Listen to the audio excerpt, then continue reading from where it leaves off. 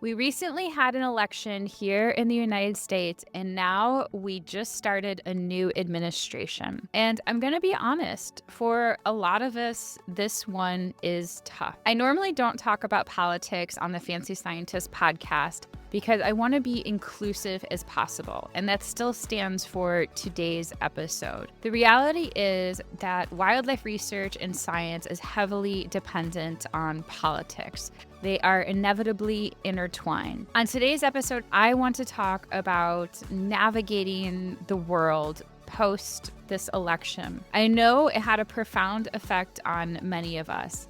So I'm going to give you some tips on how to deal with the results. I want to talk about why this election is different than other ones that have happened and why it has affected so many people in such a heavy way. I'm going to reveal my personal experience with it as well. I'm going to give you some tips and tools, but it's really strategies and ways of thinking about how to be in this new political climate. What I hope you'll take away is ways of thinking that you can use for talking to people who think and believe in things that are pretty different from you. The mission of this podcast and my brand has always been about conservation and getting people excited and interested in the environment and inspired to act. And we can't just do that with people who think like us because there's so many people in the world and we're in a biodiversity crisis. We really need as many people as possible. So we can no longer just be isolated and in our own bubble. It's really important that we reach out.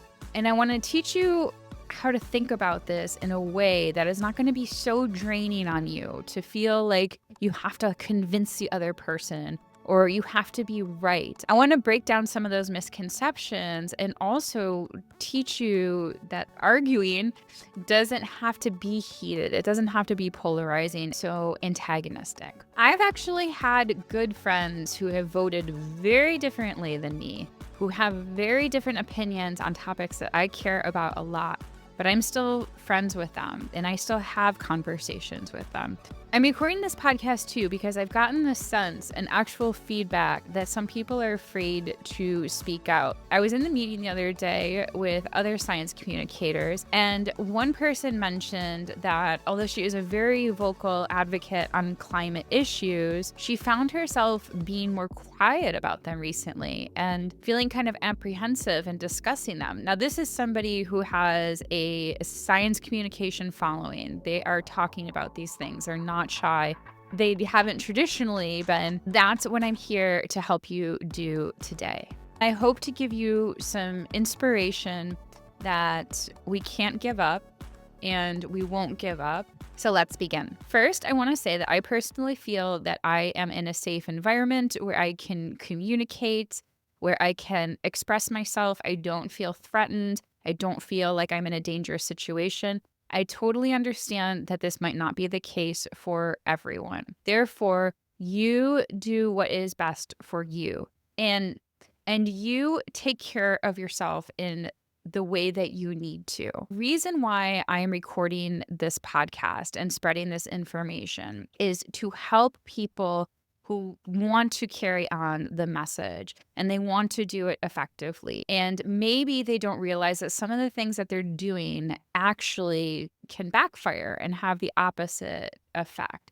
So I'm not saying that everyone out there needs to educate everybody or be a certain way or talk a certain way. If you really feel like this affects your mental health and you need to set up barriers for yourself, you go ahead and do that. Potentially uncomfortable conversations, and you want to further messages of conservation and you want to connect with people and make a difference, then you're going to benefit a lot from this episode. But again, I 100% recognize not everyone feels safe enough or is in a safe enough space to be able to speak out. So you choose what is best for your situation. First, I want to talk about the recent 24 election and why it felt so different this time.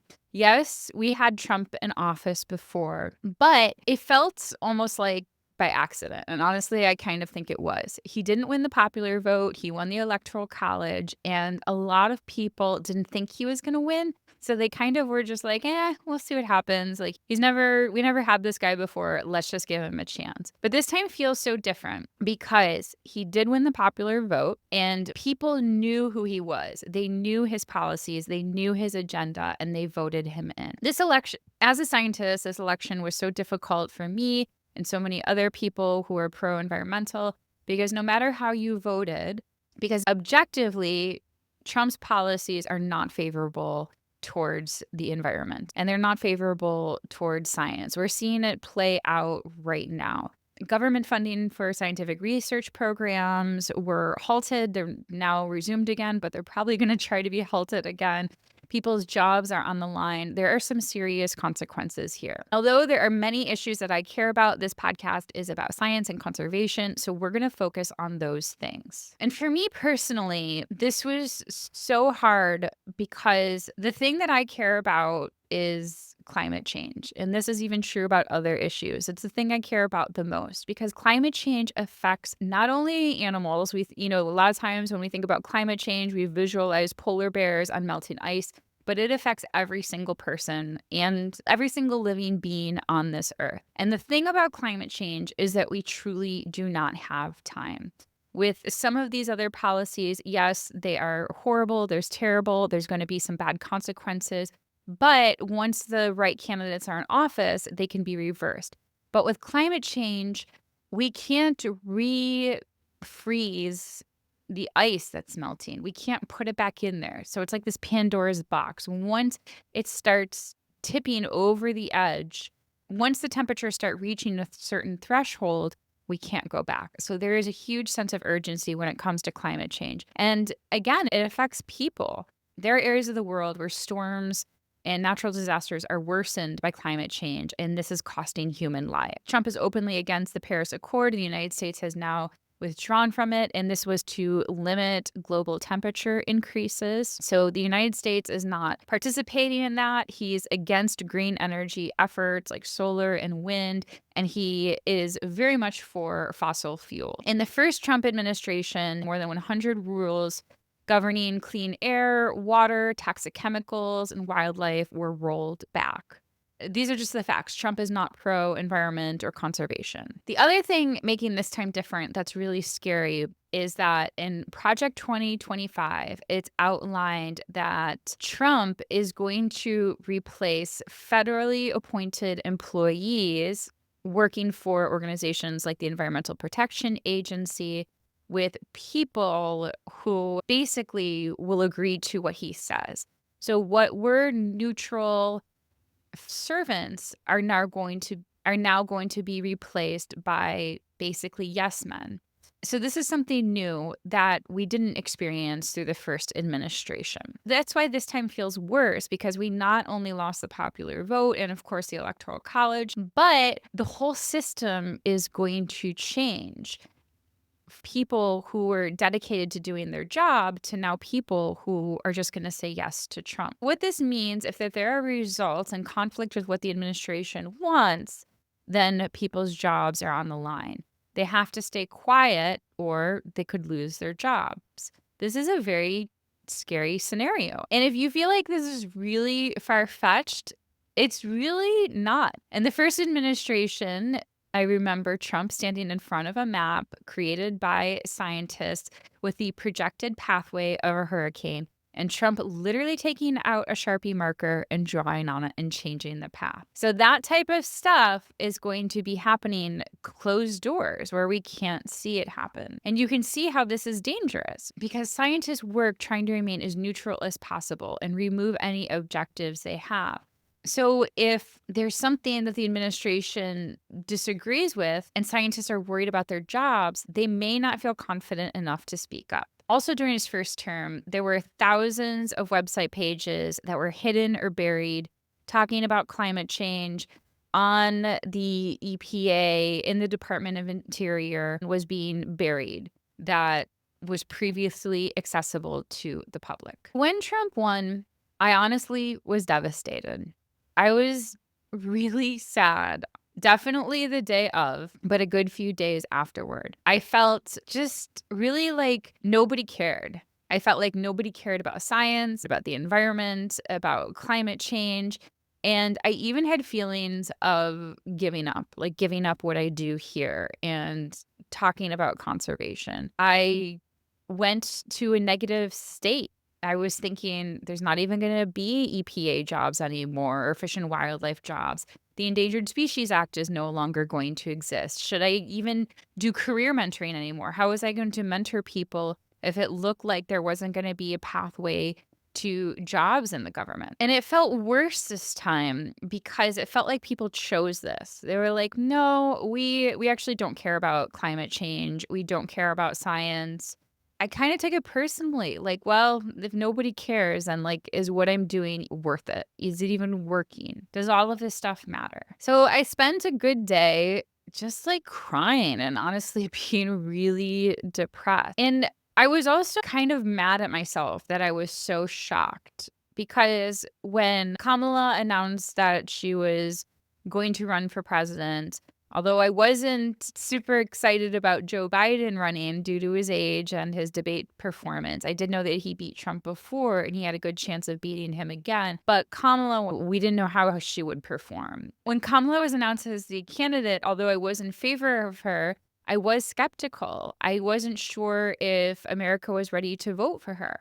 But then when I started to see the social media excitement on TikTok and everything, I got really excited and I was like, okay, she's going to win. And people were talking about her winning. And I also got kind of mad at myself during my post election response for letting myself believe again, kind of like how I felt in 2016 that Trump wouldn't win. And I felt very similar, honestly. I felt this sinking feeling of just that things are going to get worse. And again, objectively, Trump is not favorable on the environment. So for the environment, they will 100% get worse. And I realized this happened because I have been in a similar place to where I was in 2016, where I was in my own echo chamber. I wasn't talking much to people who think that differently from me. And exposing myself to media where there are different ideas. So this was really shocking to me that Trump was voted in. Even though the margins were 50-50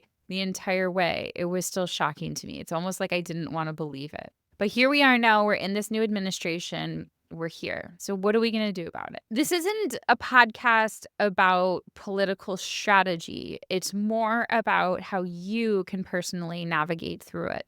I did start to transition from feeling really sad, honestly devastated, to feeling angry, which is actually a better state to be in because when you're feeling sad, you feel hopeless and powerless. But when you're feeling angry, although it's not the ideal emotional state you want to be in, you at least have a sense of your power back. So I started to get my power back. Here's what I'm doing moving forward in this new administration to continue on my journey and continue pro-conservation messages and movement. First, I am not quitting what I'm doing. You can see I am here. I am actually going to do more science communication, talk more about conservation, talk more about issues like climate change and sustainability. For the past few years, I've been focusing on growing my business with career mentoring. That's not going anywhere, but I do want to spend more time on my podcast and YouTube channel talking about these important issues. In fact, I recently created my Wildlife Biology for Kids Club to work on creating connections to nature, which are so important in fostering pro-environmental attitudes and behaviors in children when they grow up. That's how I became interested in conservation and the environment because my parents took me outside. We would explore nature in our own suburban backyard just by flipping over rocks and looking at insects, things like that. So I'm not going anywhere and I'm not going to back down on what I believe in. I'm going to still be here standing in my power, standing in my energy of working to preserve this beautiful planet that we have and the beings that live on it. I'm also reminding myself of the reasons why I'm continuing to do this. First, I've never done what is popular. I actually became a vegetarian when I was 12 in the 90s, and I thought I would be cool for becoming a vegetarian, and I got made fun of so badly for it. but I stuck with it. So I never went for just what is popular, but I always lived by and acted out on my values. So, to refer to my friend who was feeling kind of ashamed about talking about climate change or felt like she needed to be more muted and maybe not speak up as much, what I want you to remember in the context of this election is that, yes, Trump did win the popular vote, but not by much. And he won the popular vote of the people who voted. So this does not count people who did not vote, who stayed home. And we're going to get into this more, but Trump voters are not 100% aligned on Trump, and especially those who have flip-flopped. There's Trump voters who have voted for Obama before. There were Trump voters in this election who voted for Alexandria Ocasio-Cortez. Just because you're a Trump voter, although his policy is anti-climate, anti-wildlife, anti-environment, it doesn't mean the person is like that, the actual voter. Keep that in mind. It also doesn't mean that they're going to agree with the policies that take effect after Trump takes office. Again, we'll get into some of understanding more of this later. But for me, I need to speak what I value. I need to talk about the things that I care about, whether that's being a vegetarian when I'm 13. And when you start talking about these things, when they become more normal, society will catch up. Look at how many fake meats are on the market now. It is so easy to be a vegan now, whereas I remember hearing about being vegan at 13, it was like crazy. It was unimaginable how difficult that would be. But now there's so many vegan products over there.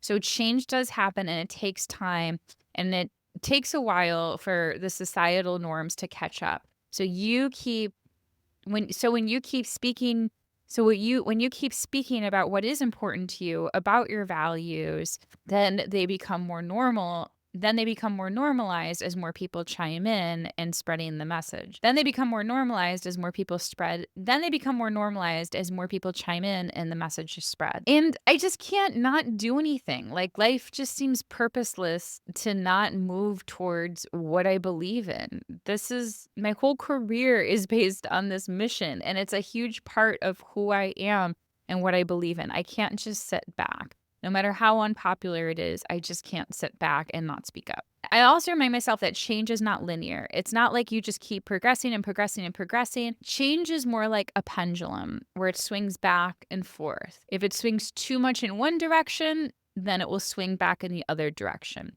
Now, on average, the change might change in a certain direction. That's what we're hoping for, but you do have to expect some pushback. It's kind of like if you ever went on a weight loss journey. Although it's nice to put in your app, you're going to try to lose a pound a week. That rarely happens. You might lose 3 pounds in the beginning, and then maybe you gain a pound back, or maybe you're having water weight, and then you plateau. But it's usually, anytime you do anything, it's usually this like up and down pattern, but we want the line to go up. So that's where we want to focus on, is that change happens, but there are some pushbacks in the opposite direction. That's really normal. I mentioned before, what's so frustrating with climate change is we really don't have that time. We don't have the luxury of time. But I'm still hopeful because what other choice do I have? What is the alternative? To just give in and think the planet is going to crap and that everything's going to die out?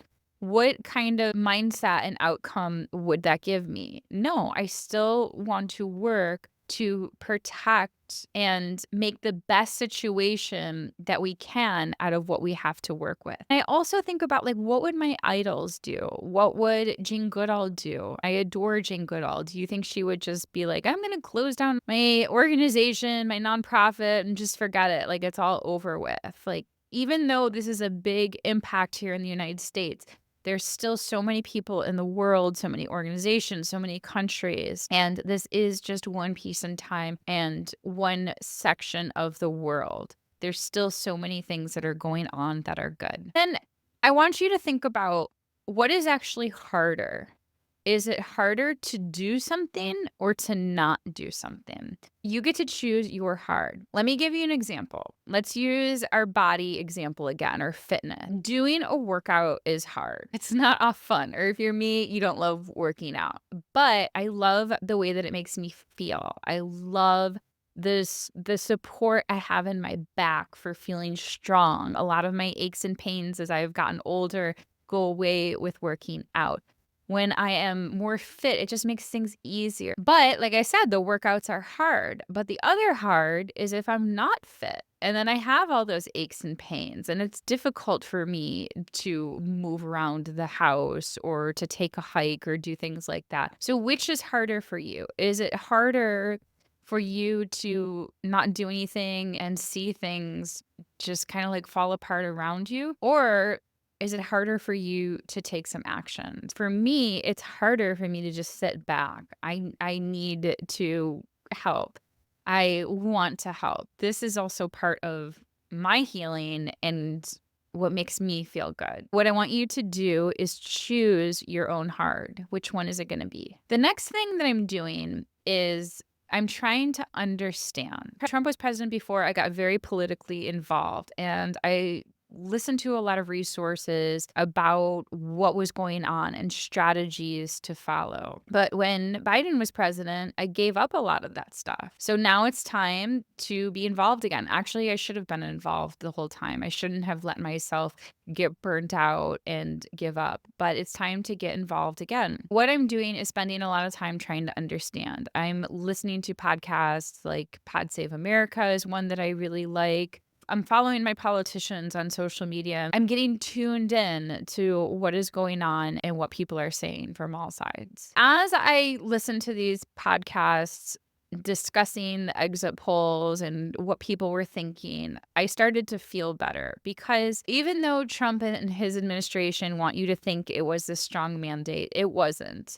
The election was undecided. It was razor thin margin until the day of. It wasn't like people strongly said yes to him. This is not to make an excuse for why the Democrats lost, but I do want you to put this in perspective. When you're talking about things like climate change and stuff like that, it's not like the country overwhelmingly voted for him. He won by a very thin margin, just a few 100,000 votes. Lots of people in our country still don't vote.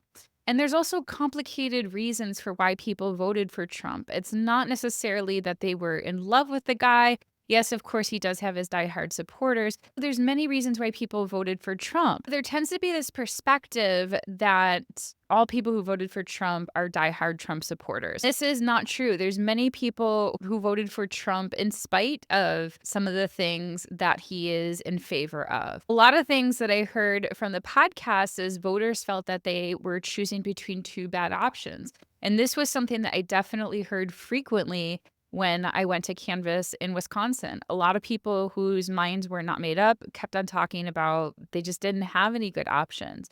So it's not like they were, yes, voting for Trump, but rather they felt, I know the guy and like, I know what he's about. But it wasn't like it was a solid seal of approval for Trump. They felt that it was just a better of the two options. A lot of people were also dissatisfied with just how the country was going and thought it needed a change. So it's not necessarily that these people are anti-science, anti-environment, that they're not for climate change, but they just weren't happy with some of the things that were going on in their life, like the prices of things, and people are out there hurting. People didn't necessarily say no to climate change or to environmental issues, but rather they're voting to take care of their needs first. And in this particular election, more people thought that Trump would make the economy better, that he would make their lives better for them. I have two great TikTok videos from Alexandria Ocasio-Cortez in the show notes, so I hope you will check them out. They really illustrate this concept. Moving forward, the Democrats really need to give people something to vote for.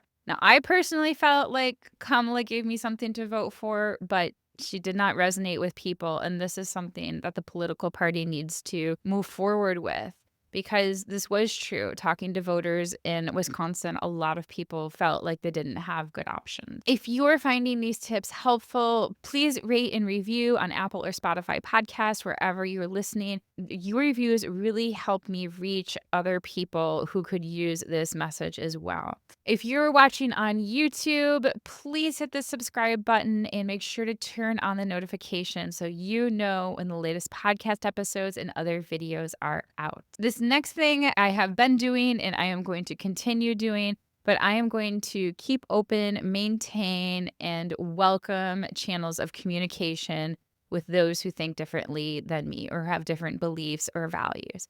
How can you do this, Stephanie? This is what people really struggle with. After the election, both in 2016 and now, but really now, I've seen so many people just be like, I am done. I am going to unfriend you. I am just not going to participate in any sort of relationship with Trump voters. I really saw a lot of people do that. And I get it. I understand why it happens, because in the short term, it does make you feel good. It makes you feel like you're taking a stand, like you're not tolerating viewpoints. But we have to separate Trump voters from Trump. I talked about, there were people who voted for both Democrats. In North Carolina, this happened a lot, where people were down ballot were actually heavily Democratic, but they voted for Trump. So it's not so black and white. And there were so many people who voted for Trump and Biden or Trump and Obama. So much nuance within the person. And we can't just assign a identity to that person because they voted for Trump once, or say that they are this way or that way. But besides that, it's just not an effective way to communicate. If our goals as scientists is really to get the public to be pro-science, because ultimately funding comes from the public and research has to be supported by the public. It's voted on. Whether it's voted on by individuals at the ballot boxes, you'll see initiatives be passed for protecting lands. That happened recently on my last ballot for Illinois. Or there might be a tax that goes to help save wildlife. But it's also through who we elect as our senators and our representatives, because they're the ones voting on issues. So we want them to vote the way that we want them to vote. Communicating the importance of pro-environmental issues and science is critical. And when you cut off those ties with people, there's no avenue to discuss them. And you're only going to be talking about issues with people who think like you. Now, just because you're friends with somebody who thinks differently than you, who has different views than you, it does not mean that you endorse them. This one is especially hard for people to get behind. And I get it, because they feel that if you vote for somebody whose agenda includes policies that affect rights, by being friends with somebody, it feels like you are saying that that's okay. But you don't have to. Like I said, the Trump voter is not just one person. They don't just think one specific way, and they're not in favor of all of the policies.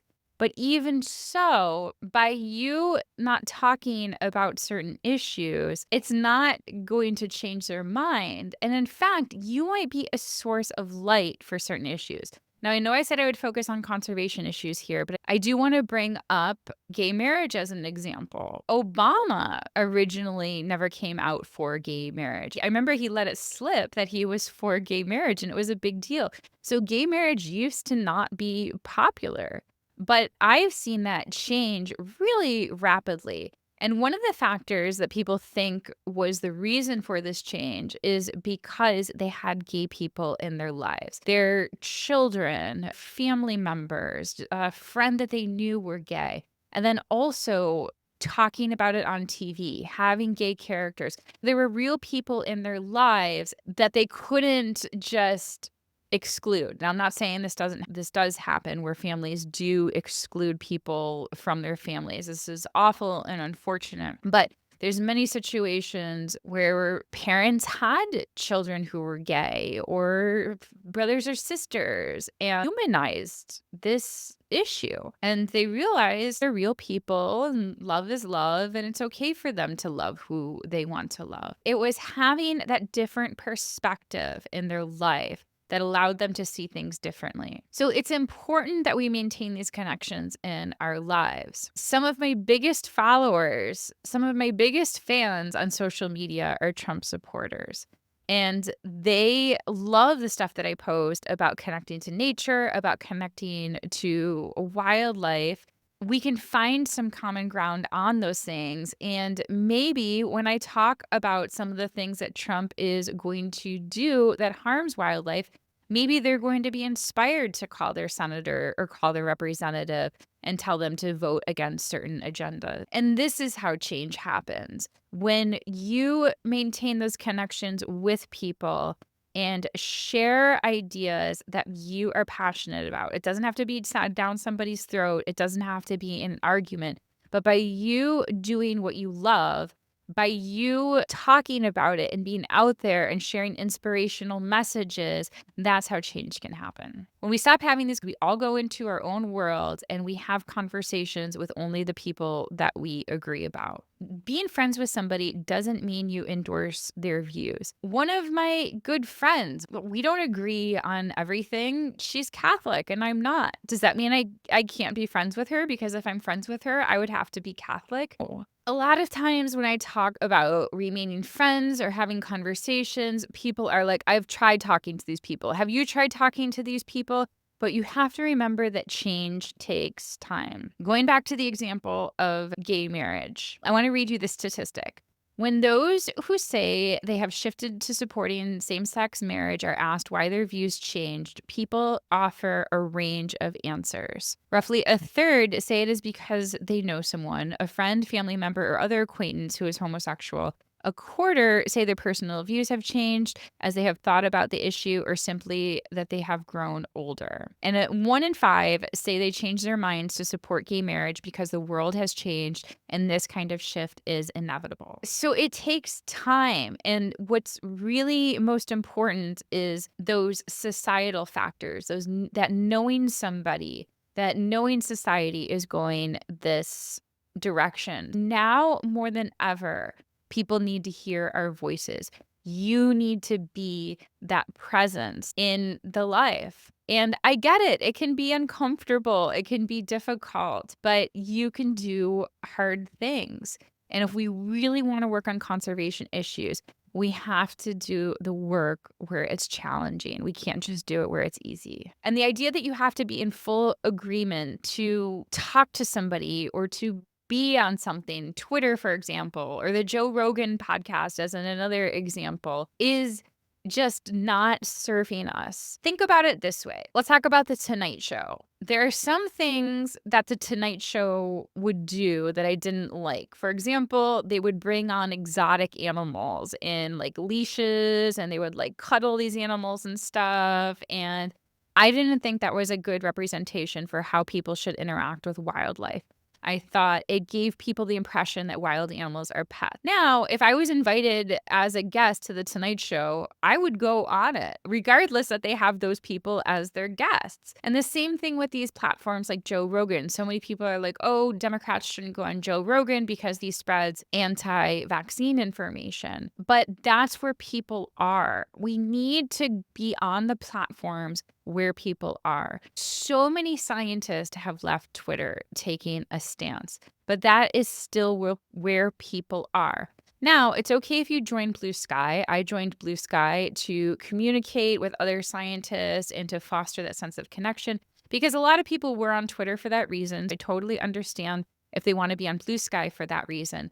But if you want to have dialogue with people, if you want to spread conservation or scientific messages, Twitter is still where most people are. When I last checked, at the end of 2024, Twitter had 611 million monthly active users, while Blue Sky only had 25 million. So we gotta be where the people are. And now the social media platforms have decided not to fact check, which means that this is going to happen everywhere. Instagram, Facebook, it's going to become more and more like the Twitter environment. So we can't just leave We have to be there to speak up because this is where people are. I want you to think about this with a more positive outlook rather than seeing it as people are disagreeing with you. Look at it as an opportunity for you to find allies. There was a quote I heard on a podcast. I don't remember who said it. In the show notes, I might have the source, but unfortunately, I didn't copy it down. But unfortunately, in my notes here, I didn't write who said it. But it says liberals are always looking for heretics and conservatives are always looking for convert. So always look for like where you can find common ground and where you can move forward. As conservationists, as environmentalists, as scientists, how can we move the conversation forward? What we need to do is instead of fragmenting into different parts of society, have connections, have community building.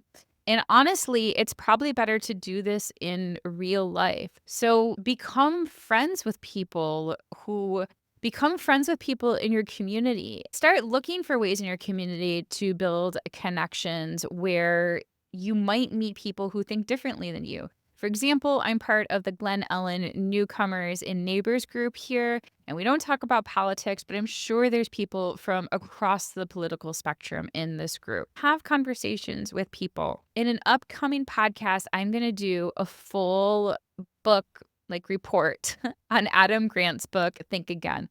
I love this book, and even before the election, I read this book.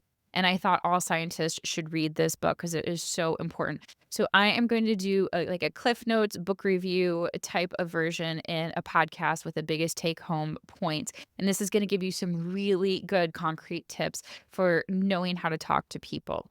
Listening is so important. People want to feel heard. They want to feel smart. So really hearing what other people are saying. You don't have to agree with them, but hearing and listening is the first part of starting these conversations.